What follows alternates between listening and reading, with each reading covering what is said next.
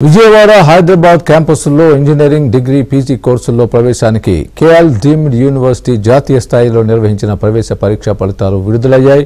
Vijayawada KL deemed university administrative కార్యాలయంలో హోంమంత్రి తానేటి వనిత ఆన్లైన్లో ఫలితాలను విడుదల చేశారు. ఇంజనీర్లు దేశ అభివృద్ధికి సమాజ పురోగతికి ఎంతో అవసరమని తానేటి వనిత అన్నారు. ప్రవేశ పరీక్షల్లో మంచి ఫలితాలు సాధించిన విద్యార్థులకు శుభాకాంక్షలు తెలిపారు. మెరిట్ విద్యార్థుల్ని ప్రోత్సహించి ఇంజనీరింగ్ విద్యలో ప్రవేశం కల్పించేందుకు తమ యూనివర్సిటీ జాతీయ స్థాయిలో 3 దశలుగా పరీక్షలను నిర్వహిస్తుందని vice chancellor doctor G Parthasarathi Varma అన్నారు.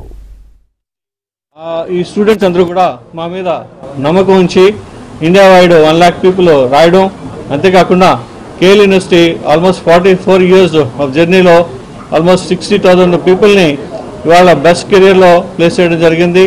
అంతేకాకుండా కేఎల్ యూనివర్సిటీ స్టూడెంట్ కెరియర్ని కమిట్ అయ్యి ఇవాళ ప్లేస్మెంట్ అవనండి, హైయర్ ఎడ్యుకేషన్ అవనండి, వాళ్ళ యొక్క కెరియర్ని కాన్సన్ట్రేట్ చేయడం వల్ల ఈ రెస్పాన్స్, ఈ బ్రాండ్ నేమ్ మా కేఎల్ యూనివర్సిటీకి ఇవ్వడం జరిగింది. కేఎల్ యూనివర్సిటీ డీమ్డ్ యూనివర్సిటీ అంటేనే మీ అందరికీ తెలుసు, మరి భారతదేశంలో మన ఆంధ్ర రాష్ట్రంలో ఒక మంచి పేరు, పిల్లలందరికీ కూడా మంచి ఎడ్యుకేషన్ అందించే ఒక యూనివర్సిటీగా పేరుగాంచింది. అట్లానే ఆ చదివిన పిల్లల ఫీడ్బ్యాక్ కూడా నేను తీసుకుంటూ ఉంటాను. చాలా ఎడ్యుకేషన్ అంతా కూడా బాగుంటుంది, ఇక్కడ మేనేజ్మెంట్ బాగుంటుంది, హాస్టల్ ఫెసిలిటీస్ కూడా బాగుంటాయని చెప్తూ ఉంటారు.